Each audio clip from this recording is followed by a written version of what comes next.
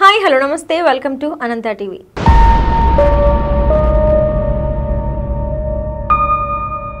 శ్రీమఠంలో ధ్వజారోహణ. కర్నూలు జిల్లాలో ప్రసిద్ధి పుణ్యక్షేత్రమైన మంత్రాలయం శ్రీ రాఘవేంద్ర స్వామి 353వ ఆరాధోత్సవాలు శ్రీమఠం పీఠాధిపతులు శ్రీ సుబదేంద్ర తీర్థాలు ధ్వజారోహణతో ప్రారంభించారు. ఉత్సవాల సందర్భంగా సాంప్రదాయ పద్ధతిలో టీటీడీ అధికారులు ఈవో శ్యామలారావు స్వామివారికి పట్టు వస్త్రాలు సమర్పించారు.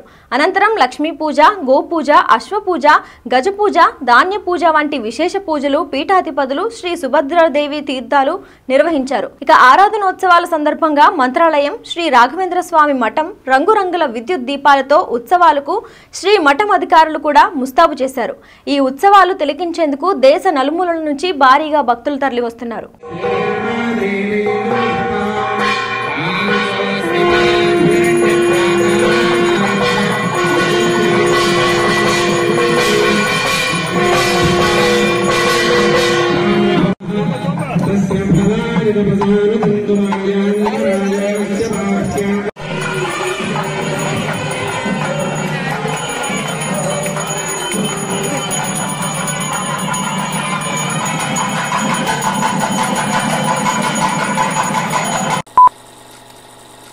కోల్కతాలో ఆర్జికర్ ఆసుపత్రిలోని ఘటన దేశంలో పెనుదుమారంగా మారిన విషయం తెలిసిందే.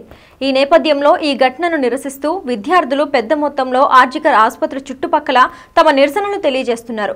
ఈ క్రమంలో కోల్కతా పోలీసులు మెడికల్ కాలేజ్ అండ్ హాస్పిటల్ చుట్టుపక్కల 7 రోజుల పాటు భారతీయ నాగరిక సురక్షా సంహిత 2023 చట్టం కింద సెక్షన్ 163 విధించారు. గతంలో దీన్ని సిఆర్పిసి సెక్షన్ 144 గా పిలిచేవారు. ఆదివారం నుంచి ఈ సెక్షన్ అమల్లోకి వచ్చినట్లుగా తెలుస్తోంది.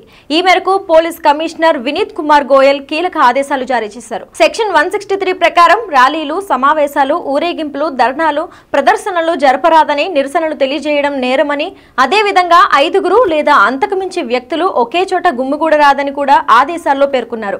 బిఎస్ఎస్ఎస్ 2023లోని సెక్షన్ 163లోని సబ్ సెక్షన్ 1 కింద తనకు సంక్రమించిన అధికారాల ప్రకారం ఈ ఆదేశాలు జారీ చేస్తున్నట్లుగా గోయల్ వెల్లడించారు. ఇక ఈ నెల 18వ తేదీ నుంచి 24వ తేదీ వరకు ఈ ఆదేశాలు అమల్లో ఉంటాయని తెలుస్తోంది.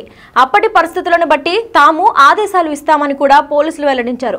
గత బుధవారం నాడు వందల మంది అల్లరిముఖ నిరసనల ప్రాంతంలోనూ ఆసుపత్రి క్యాంపస్ లోనూ విధ్వంసానికి దిగడంతో భద్రతా సిబ్బంది రంగంలోకి దిగాల్సి వచ్చింది. దీనిపై హైకోర్టు కూడా ప్రభుత్వంపై సీరియస్ అయింది. ఈ నేపథ్యంలో ఈ నిర్ణయం తీసుకున్నట్లుగా తెలుస్తోంది. ఇక నిందితుడికి live detector test. Junior doctor ను ఆగస్టు 9న అత్యంత దారుణంగా రేప్ చేసి హత్య చేసిన ఘటనలో పోలీసులు బీహార్ కు చెందిన సంయురాయ్ ను అదుపులోకి తీసుకున్నారు. ఇక ఇతడికి ప్రస్తుతం లైవ్ డిటెక్టర్ టెస్ట్ చేస్తారని తెలుస్తోంది. ముఖ్యంగా సిబిఐ ఎల్విఏ లేయర్డ్ వాయిస్ అనాలైసిస్ కోసం కోర్టు పర్మిషన్స్ ను ఇప్పటికే తీసుకున్నట్లుగా సమాచారం. దీనికోసం ఢిల్లీలోని సిఎఫ్ఎస్ఎల్ నుంచి ప్రత్యేకంగా సైకాలజిస్ట్ ను సిబిఐ రప్పించినట్లుగా తెలుస్తోంది. దీని తర్వాత నిందితుడికి పాలిగ్రాఫ్ టెస్టులు సైతం చేసేందుకు అధికారులు చర్యలు తీసుకుంటున్నారు. ముఖ్యంగా లేయర్డ్ వాయిస్ అనాలైసిస్, సిఎఫ్ఎస్ఎల్ టెస్టులతో నిందితుడికి కదలికలు, భావోద్వేగం, అతని గొంతులో మార్పులు, ఫేషియల్ చేంజెస్ వంటి అంశాలపై అధికారులు ప్రత్యేకంగా పరిశీలిస్తారు. ఇక అతను ఇచ్చిన స్టేట్మెంట్ ను, ఈ టెస్టుల ద్వారా మాట్లాడిన మాటలను కూడా అధికారులు క్రాస్ చెక్ చేసుకుంటారని తెలుస్తోంది.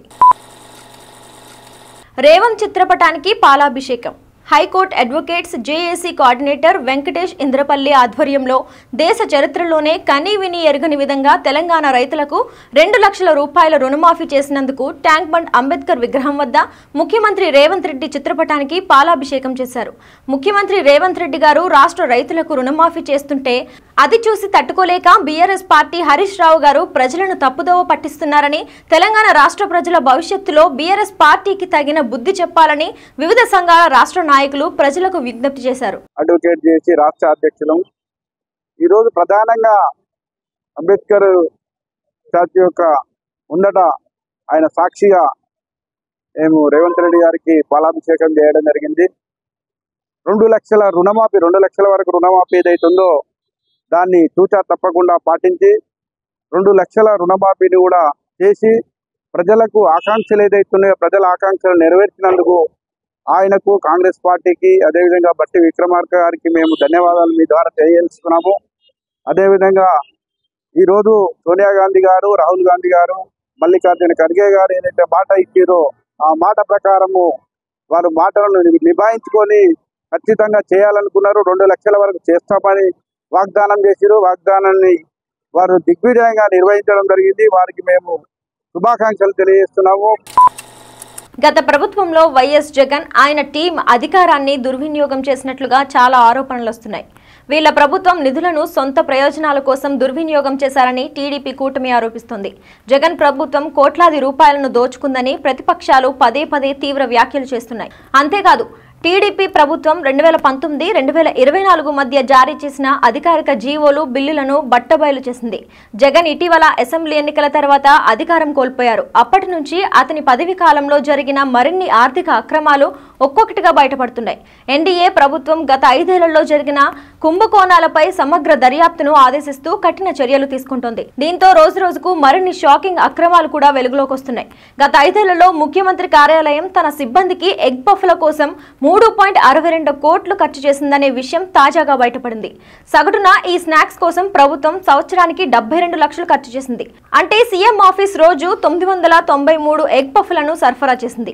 అంటే 5 ఏళ్లలో మొత్తం 18 లక్షల ఎగ్ పఫ్లను వినియోగించారని నివేదిక పేర్కొంది. ఇక ఇది ప్రభుత్వ నిధుల దుర్వినియోగం కాదా అని చాలా మంది ప్రశ్నిస్తున్నారు.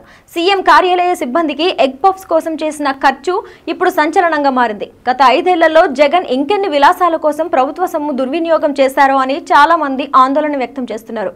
అతని దుబారా ఖర్చు ఇప్పటికే వివిధ రాష్ట్రాలలో కూడా వెల్లడైంది. వీటిలో భద్రతా సిబ్బందిని పెంచడం, రుషికొండ ప్యాలెస్ నిర్మాణం, చిన్న పర్యటనల కోసం వ్యక్తిగత విమానాశ్రయాల కోసం ప్రత్యేక విమానాలు, హెలికాప్టర్లను ఉపయోగించడం చేశారు.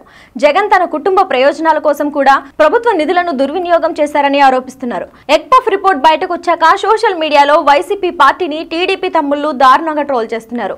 చాలా మంది ఇప్పుడు ఆయన్ని వెరీ గుడ్ జగనన్న అని హేళన చేస్తున్నారు. వైసీపీలో ఆ 11 మంది ఎమ్మెల్యేలు కూడా మిగలరని మంత్రి వాసంశెట్టి సుభాష్ సంచలన వ్యాఖ్యలు చేశారు. అంతేకాదు ఆ ఎమ్మెల్యే అంతా తమతో టచ్ లో ఉన్నారని ఆయన వెల్లడించారు. అమరావతిలో మంత్రి మీడియాతో మాట్లాడారు. తాము గేట్లు ఎత్తితే వైసీపీలో జగన్ తప్ప ఎవరు ఉండరని వ్యాఖ్యానించారు. కానీ తమ నాయకుడు చంద్రబాబు ఎవరిని పార్టీలోకి చేర్చుకోవద్దన్నారని, అందువల్లే తాము డోర్లు తీయడం లేదని వాసంశెట్టి తెలిపారు. సింహం సింగిల్ గా వస్తుందని జగన్ చెప్పుకున్నారని, ఏకంగా ఆయనకు రాష్ట్ర ప్రజలు 11 మందిని ఇచ్చారన్నారు. ఇక గత 5 ఏళ్లలో చేసిన అవినీతిని ప్రశ్నిస్తారని, జగన్ అసెంబ్లీకి రావడం లేదని విమర్శించారు. వైసీపీ ప్రభుత్వం మళ్లీ ఫామ్ కావడం ఇక చూడమని వాసంశెట్టి సుభాష్ పేర్కొన్నారు. ఏపీలో కాపులు ఈ ఎన్నికలలో కూటమి ప్రభుత్వం అధికారంలోకి రావడంతో ఎంతో కీలకంగా వ్యవహరించారు.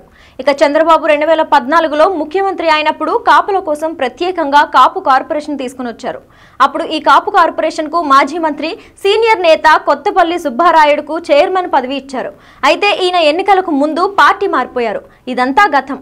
ఇక ఇప్పుడు మళ్లీ చంద్రబాబు అధికారంలోకి రావడంతో పాటు కాపులకు రిజర్వేషన్ తమాషా పద్ధతిలో ఇస్తామని హామీ ఇచ్చారు. అయితే ఇప్పుడు కీలకమైన కాపు కార్పొరేషన్ చైర్మన్ పదవి కోసం చాలా మంది పోటీ పడుతున్నారు. ఎవరికి వారు తమకున్న పరిచయాలతో పార్టీ అగ్రనేతలకు ప్రసన్నం చేసుకునేందుకు పోటీ పడుతున్నారు. ఈ పదవి కోసం టీడీపీలోనే చాలా పోటీ ఉంది అనుకుంటే అటు జనసేనకు చెందిన కాపు నేతలు కూడా పోటీ పడుతున్నారు. పవన్ ద్వారా ఈ పదవి మన పార్టీకే ఉండాలంటూ ప్రయత్నాలు చేస్తున్నారు. ఈ పదవి కోస్తాంధ్ర జిల్లాలకు చెందిన నాయకుడికి ఇవ్వాలని ఈ ప్రాంతానికి చెందిన వారు గట్టిగా పట్టుబడుంటారని చాలా మంది పేర్లు వినిపిస్తున్నాయి. ప్రధానంగా ఆకుల రామకృష్ణ పేరు తొలి వరుసలో ఉందని తెలుస్తోంది. ఇక ఈయన మాజీ స్పీకర్ బాలయోగికి ముఖ్య అనుచరుడిగా ఉండేవారు. ఆకులకు అమలాపురం ఎంపీ గంటి హరీష్ మాధుర్, రాష్ట్ర మంత్రి సుభాష్ రెడ్డి, సుబ్రహ్మణ్యం, యనమల రామకృష్ణుడు, జ్యోతిల నెహ్రూ, అలాగే నిమ్మకాయల చినరాజప్పలు ఆశీస్సులు మొండుగా ఉండడంతో ఆయన వైపు మొగ్గు చూపుతున్నారా అన్న చర్చ కూడా నడుస్తోంది.